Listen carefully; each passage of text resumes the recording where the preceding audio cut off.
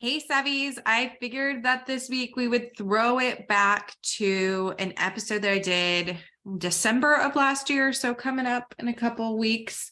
And it was a huge hit, and I think every podcaster needs to utilize. And that was my episode all about listener surveys. So I teach you what to include in your listener survey, why they're important, that kind of thing. And now that we're nearing the end of the year again, it's time to start preparing your podcast for 2023. And one of the ways that you can do this is by surveying your listeners and getting all that good data from them. It can really help you get a feel for what kind of content that your listeners want more of from you and give you some insight that you can't get just by looking at your listener data within your hosting platform because, it's kind of basic. There's not very much in depth. You can't really dive too deep with it.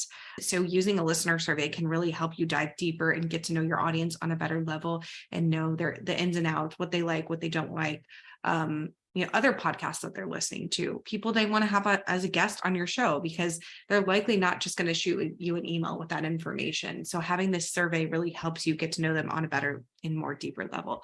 So yeah, let's dive into this replay episode. Welcome to the Savvy Podcasting for Entrepreneurs podcast, a place for podcasters to learn what's actually working in the world of podcasting and how to use their podcast to generate consistent leads in their business. I'm your host, Jenny, and I'm so excited you're here.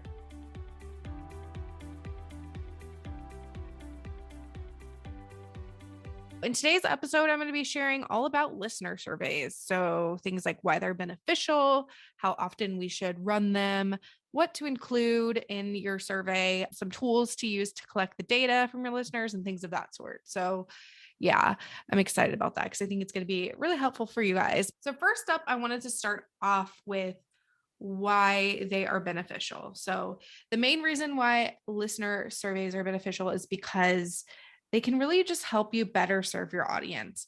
We don't want to be putting out content every single week that our listeners don't care about. So asking them for their feedback in a listener survey really helps us cater our content towards our listeners' specific wants and needs. We're not just throwing spaghetti at the wall and hoping it sticks.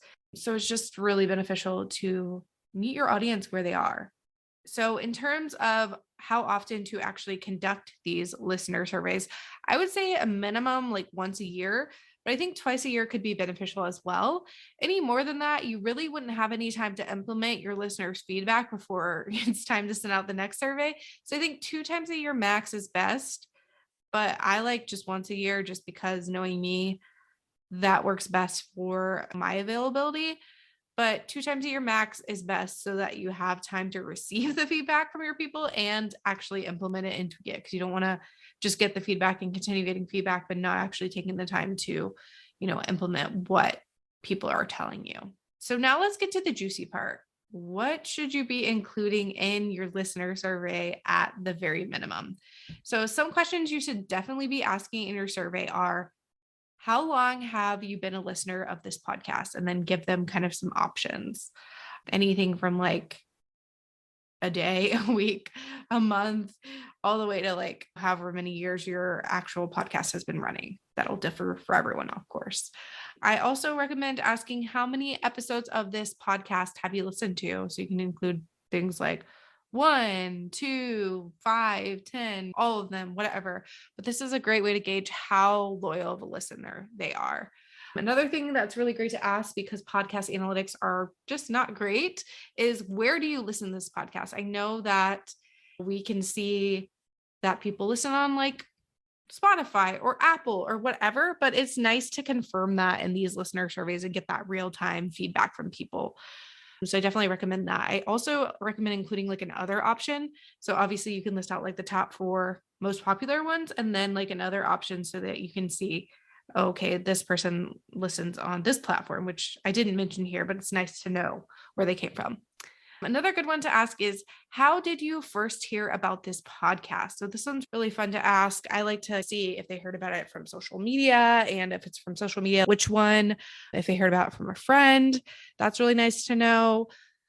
Things like that. It's just nice to know where they found us from the get-go so that we can see that. Because if you know where they're listening from, but you don't know where they found you, that's not really that helpful. So that's another great question to ask too.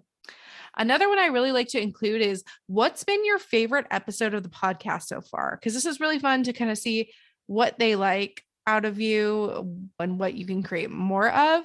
And then another great one to include is what other podcasts do you listen to on a regular basis? That's really fun to know. I always like to go and see, and it gives me ideas for podcasts I can listen to as well. So I think that's a really great one to include too. And these are really the bare minimum questions I think you should ask on your listener survey. But I also recommend throwing in some that are like specific to your podcast audience.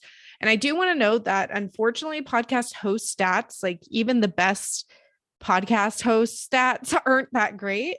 And you can't really dive too deep into the analytics. So asking them how long they've been a listener, where they listen, and how they first heard about your podcast will really help you gauge what platforms to focus on for your marketing efforts, in addition to which platforms your listeners prefer to listen to podcasts. It's always nice to know if they're an Apple person, if they like Spotify, or any other listening platform.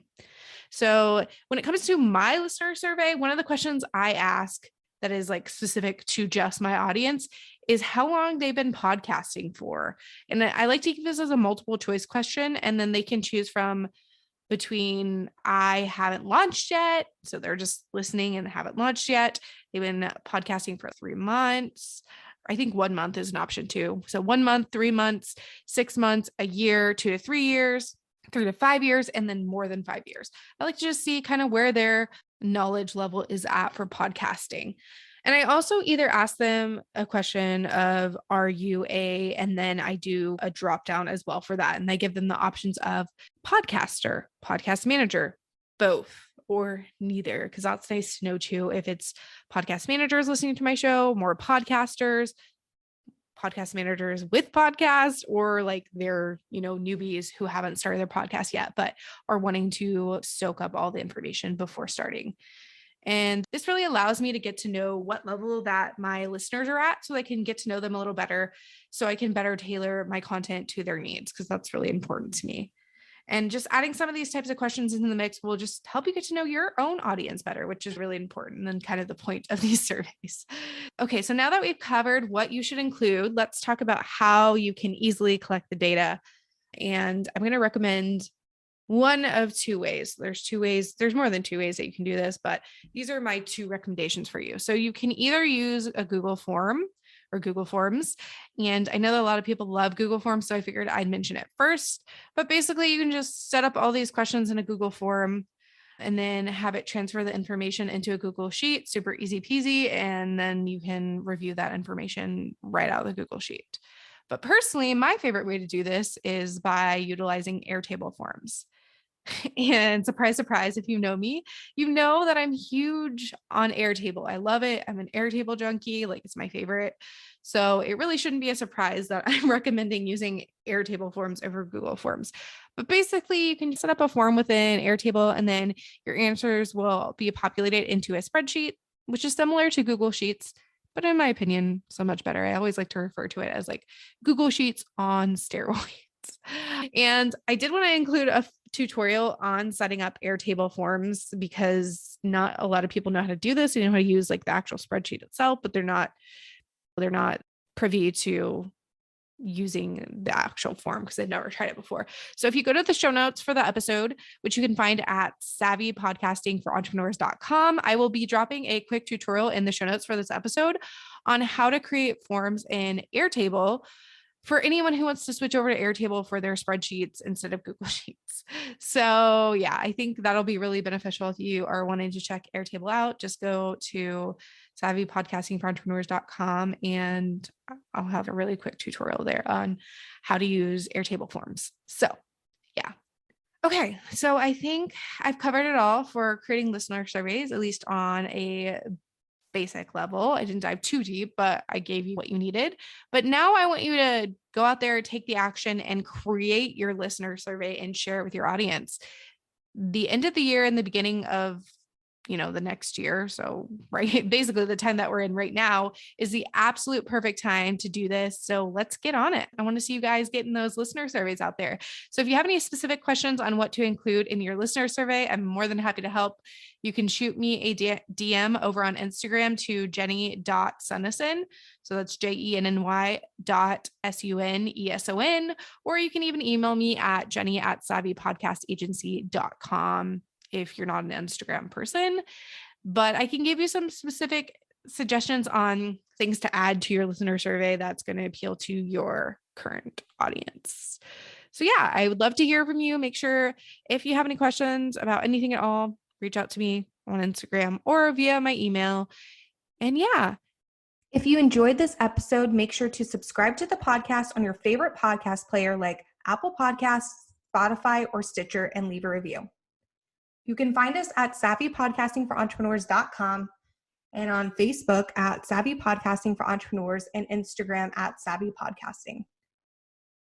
Make sure to join our free Facebook community for podcasters by going to savvypodcastingforentrepreneurs.com/community and join in on the exclusive community just for Savvy Podcasting for Entrepreneurs listeners.